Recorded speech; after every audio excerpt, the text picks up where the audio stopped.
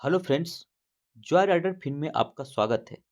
चलिए देख लेते हैं सबसे पहले आज मार्केट का परफॉर्मेंस कैसा रहा। ये निफ्टी 50 है, देखिए 0.72% अप था। तो 0.72% बहुत बढ़िया आज अप देखने को मिला मार्केट।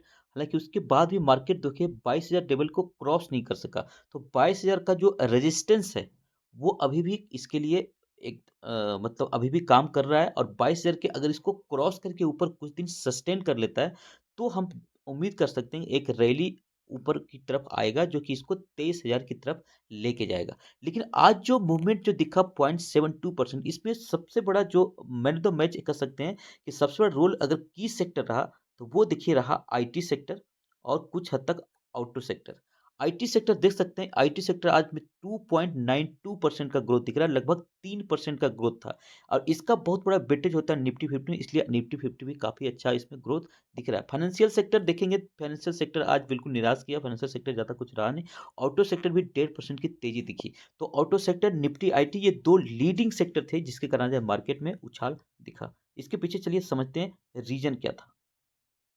अगर बात करें कि ये जो 3% ग्रोथ दिखा निफ्टी आईटी में, इसमें देखेंगे तो एचसीएल टीसीएस तो ऑल टाइम हाई लगा दिया। तो ये क्यों क्यों ऐसा हुआ, इसके पीछे अगर रीजन के देखें तो यहाँ पे रीजन आपको बताया जा रहा है कि Indian IT sector exhibited robust performance in Tuesday trading session. 3% growth दिखा। क्यों? From positive development in the sectors की ज्योग्राफी यूनाइटेड स्टेट्स। आपको पता होना चाहिए कि जो आईटी सेक्टर की कंपनियां हैं, इंडिया की जो आईटी सेक्टर की कंपनी है उसका मेन बिजनेस कहाँ होता है? इंडिया से बाहर यूएस एंड यूरोप में होता है। और यही यूएस में एक पॉजिटिव डेवलपमेंट देखने को मिला जिसका कारण है कि दुनिया भर के बाजारों में इम्पैक्ट देखने मिला आईटी सेक्टर पे खास करके। और इंडिया में भी ये इसका पॉजिटिव इम्पैक्ट देखने मिला। 3% आईटी इंडेक्स चढ़ गया। तो यहाँ पे क्या ग्रोथ था? देखिए यूएस सर्विस सेक्टर का ग्रोथ जो है उसका डेटा आया जनवरी का। और वो बहुत ही बढ़िया डेटा आया क्योंकि उसको आईटी कंपनी को नए नए ऑर्डर मिल रहे हैं। बहुत सारा ऑर्डर ग्रोथ दिख रहा है और एम्प्लॉयमेंट में भी ग्रोथ दिख रहा है। यही कारण है कि वहाँ के सर्विस सेक्टर में ग्रोथ देखने को मिला, एम्प्लॉयमेंट और न्यू ऑर्डर के कारण। और उसका इम्पैक्ट इंडिया में भी देखने को मिला आईटी सेक्टर में। और उसके परिणाम स्वरूप निफ्टी आईटी भी काफी बढ़िया परफॉर्मेंस आज करके दिखाया। आईटी सेक्टर के बहुत ही इंपॉर्टेंट सेक्टर है। अगर आईटी सेक्टर में ग्रोथ जो है ना, अगर ग्रोथ कंटिन्यू अगर हो जाता है तो बहुत बढ़िया रिटर्न आपको बना के दे सकता है।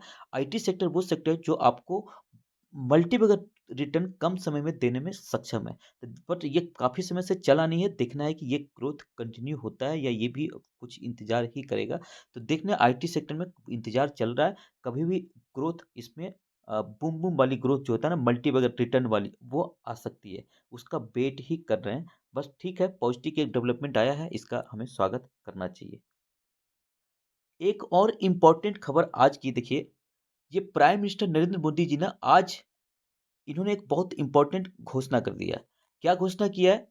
एक्सपेक्टेड ये जो बजट आया ना, इस बार का जो बजट है उसमें कैपेक्स एक्सपेंडिचर, जो कैपिटल एक्सपेंडिचर है, उसको बढ़ा करके 10 ट्रिलियन से 11 ट्रिलियन रुपया कर दिया है। और उसमें से एक बहुत बड़ा part prime minister Narendra Modi ji कर रहे हैं कि इनर्जी सेक्टर को जाएगा। इनर्जी सेक्टर में भी रिन्यूएबल एनर्जी सेक्टर को। तो क्योंकि रिन्यूएबल एनर्जी सेक्टर पे पूरा सरकार का जोर है, क्लाइमेट जो टारगेट है उसको भी मीट करना है। इन्होंने बोला है कि देखो, ये जो बहुत बड़ा पार्ट है एनर्जी सेक्टर को जाएगा as the country strives to meet rapidly growing demand. क्योंकि जो एनर्जी डिमांड है भारत सरकार का, इंडिया का जो है वो लगातार तेजी से बढ़ रहा है। और क्लाइमेट चेंज का जो टारगेट रखा है भारत सरकार ने, उसको भी पूरा करना है। इसलिए जो है बहुत बड़ा कैपिटल एक्सपेंडिचर का पार्ट जो है ना, एनर्जी सेक्टर को जाएगा। कैपिटल एक्सपेंडिचर वो एक्सपेंडिचर है जो किसी भी बिजनेस को ग्रोथ में यानी उसको बढ़ाने में मेन जो है सपोर्ट का काम करता है। कैपिटल एक्सपेंडिचर अगर लगाएंगे तो बिजनेस ग्रो करेगा, बिजनेस ग्रो करेगा तो अल्टीमेटली कंपनी का प्राइस, स्टॉक प्राइस और बाकी चीज़ों में भी ग्रोथ देखने को मिलेगा। तो जिसमें अगर इन्होंने जो अब बड़ी बात कही है वो ये कही कि 2045 तक इंडिया का जो एनर्जी डिमांड है ना वो डबल होने वाला है। 2000 अगले 20 सालों में अगर ये डबल होगा तो सोच सकते हैं कि इससे जुड़े कंपनियों में कितना ग्रोथ होगा। तो ये जो है इंडिया एनर्जी वीक चल रहा है 2024 गोवा में, वहाँ पे इन्होंने ये बात बोली है। आज दिन की खबर है। तो इसका जो है बहुत एक तरह से जब प्राइम मिनिस्टर नरेंद्र मोदी बोल रहे हैं तो इसका इम्पैक्ट तो जरूर इस एनर्जी सेक्टर के स्टॉक पे, कंपनियों पे जरूर पड़ेगा। और इसमें देखिए जो इंडिया ने ना एक एम्बिशियस टारगेट रखा हुआ है 500 गीगावाट 2030 तक रिन्यूएबल एनर्जी हासिल करने के लिए। रिन्यूएबल एनर्जी 500 गीगावाट एक बहुत बड़ी एम्बिशियस टारगेट है। 2030 तक अगर इसको पूरा करना है तो बहुत बड़ा यहाँ पे कैपिटल एक्सपेंडिचर करना पड़ेगा और इस एनर्जी सेक्टर के जो स्टॉक है उसको काफ़ी परफॉर्म करके दिखाना ही पड़ेगा। 2070 तक नेट जीरो कार्बन एमिशन कर देना है। कार्बन से रिलेटेड जो एनर्जी होता है उसको बिल्कुल खत्म कर देना है। इंडिया ये टारगेट लेके चल रहा है। तो इस सेक्टर का ग्रोथ खास करके 2030 तक अगले 6 साल तक तो एकदम बहुत बहुत ही बढ़िया होने वाला है। इस सेक्टर के अगर 2 स्टॉक बात करें मैं अपने पोर्टफोलियो में शामिल किया हूँ केपीआई ग्रीन जो कि सोलर पार्क लगाने का काम करती है और एक वारी रिन्यूएबल WAAREERTL ये सोलर पैनल बनाने का काम करता है, ये सोलर पार्क लगाने का काम करता है। ये दोनों स्टॉक बहुत ही बढ़िया है, पिछले कुछ समय से बहुत बढ़िया रिटर्न बना के दिया है। आप भी इसको जाके देख सकते हैं और इस सेक्टर के साथ अगर आपको जाना है तो हाई पी पे मिलेगा, थोड़ा महँगा मिलेगा क्योंकि डिमांड काफ़ी ज़्यादा है। चलिए अब बात कर लेते हैं आज जो क्यू3 के रिजल्ट आए हैं उसमें कुछ कंपनी का जिसको कि पोर्टफोलियो में हमने शामिल किया था। एसकेएम एग प्रोड बहुत ही बढ़िया कंपनी है, माइक्रो कैप स्टॉक है। एसकेएम एग प्रोड इसका एफएमसीजी सेक्टर का स्टॉक है जिसके आज रिजल्ट आए हैं। देखिए 958 करोड़ सिर्फ मार्केट कैप है, 364 पे चल रहा है, 560 हाई से काफी नीचे। देखिए पी, देखिए काफी लो पी पे मिल रहा है, फाइनेंशियली स्ट्रॉन्ग है, डेट भी नहीं है। प्रोमोटर होल्डिंग भी देखेंगे तो प्रोमोटर होल्डिंग कितनी है, देखिए प्रोमोटर होल्डिंग भी कितना है, 55% प्रोमोटर होल्डिंग है, डेट भी बिल्कुल बहुत ही कम है। और उसके बावजूद आरओसी भी देखेंगे सारा सब इसका बहुत ही बढ़िया है। उसके बाद देखिए ये बिल्कुल लो पी पे मिला है, लगातार इसके अच्छे रिजल्ट आ रहे थे और यही कारण था कि इसको हमने शामिल किया था। इसके बिजनेस के भी, बिजनेस का एक से रिलेटेड है और लेकिन इसका जो रिजल्ट आया ना आज बहुत ही निराश किया, बहुत ही खराब रिजल्ट कर सकते हैं। लेकिन फिर भी देखिए ये ज़्यादा स्टॉक गिरेगा इसके चांस कम है क्योंकि ये जो 200 डेज का मूविंग एवरेज है, ब्लैक वाली लाइन ये स्ट्रॉन्ग सपोर्ट की काम करती है और ये जो है ना बिल्कुल पास में है, इसमें डाउन हो सकता है। मार्केट क्लोज होने के बाद आया तो कल इसका इम्पैक्ट देखने को मिलेगा। ये डाउन हो सकता है बट इसमें स्ट्रॉन्ग सपोर्ट है, इस सपोर्ट को ब्रेक करेगा इसकी उम्मीद कम दिख रही है। दूसरा ये इस मुझे लग रहा है कि कम गिरेगा क्योंकि देखिए कहीं ना कहीं लोग जो कंपनी से लिंक्ड होते हैं ना, इंटरनल काफी चीजें उनको पता चल जाता है। उनको मालूम था कि रिजल्ट खराब आने वाला है, यही कारण है कि पहले से ही ये स्टॉक लगातार नीचे जा रहा था। तो जो रिजल्ट खराब आए हैं, जो मार्केट है उसको पहले से एंटिसिपेट करके चल रहा था और उसका पनिशमेंट कंपनी को ऑलरेडी मिल चुकी है। इसलिए ये मुझे लगता है कि ज़्यादा स्टॉक टूटेगा नहीं। हाँ, ये स्टॉक अब फँस ज़रूर गया। एक जगह फँस जाएगा, कंसोलिडेट करेगा, तो जिसका पैसा लगा है वो फँस जाएगा। इसलिए आप एक काम कर सकते हैं, जिनके पास बढ़िया रिटर्न मिल रहा है वो अपना 50% प्रॉफिट बुक कर सकते हैं। जिन्होंने अभी-अभी एंट्री लिया है, वो आराम से इसमें होल्ड करिए, आगे समय दीजिए, ये स्टॉक रिटर्न बना कर के देगा। तो ये ऐसा स्टॉक है। चलिए देख लेते हैं रिजल्ट कैसे आए हैं। तो रिजल्ट की अगर बात करें तो आप देखिए दिसंबर के रिजल्ट आए हैं, ये रिजल्ट आज आए हैं। अगर देखेंगे पिछले साल के दिसंबर के मुकाबले तो 180 से 150, अब पिछला Q2 जो था वहाँ से भी काफ़ी ज़्यादा डाउन दिख रहा है सेल में। अगर प्रॉफिट में देखेंगे तो प्रॉफिट तो आधा हो गया। पिछले साल जो का जो दिसंबर क्वार्टर था वहाँ से 46 वाला 20 हो गया और अभी जो सितंबर क्वार्टर का था इस साल का, वहाँ से भी आधे से भी कम हो गया। तो प्रॉफिट आधे से भी कम हो गया, यानी कि बहुत ही पुअर रिजल्ट दिखाया कंपनी ने। देखना है कि कल क्या मार्केट में इम्पैक्ट इम्पैक्ट पड़ता है इस स्टॉक में। कल इसको देखने को मिलेगा क्योंकि रिजल्ट जो है मार्केट क्लोज होने के बाद आए हैं। एक और स्टॉक जो कि पोर्टफोलियो में शामिल था, मास्टर ट्रस्ट लिमिटेड। ये भी माइक्रो कैप स्टॉक में था, फाइनेंस से रिलेटेड इनका बिजनेस है। ये स्टॉक का मार्केट कैप देखेंगे सिर्फ 1002 करोड़, अभी 1000 से कम था, जस्ट 1000 को क्रॉस किया। 495 का हाई लगा चुका है, 461 पे ट्रेड कर रहा है। पी देखिए बहुत ही सस्ते प्राइस पे में भी मिल रहा है आपको, सिर्फ 11 के पी पे मिल रहा है। जबकि इंडस्ट्री पी कितना है तो 22 का इंडस्ट्री पी है, तो काफ़ी सस्ता मिल रहा है। बाकी फाइनेंशियल वगैरह सारे बहुत ही बढ़िया है।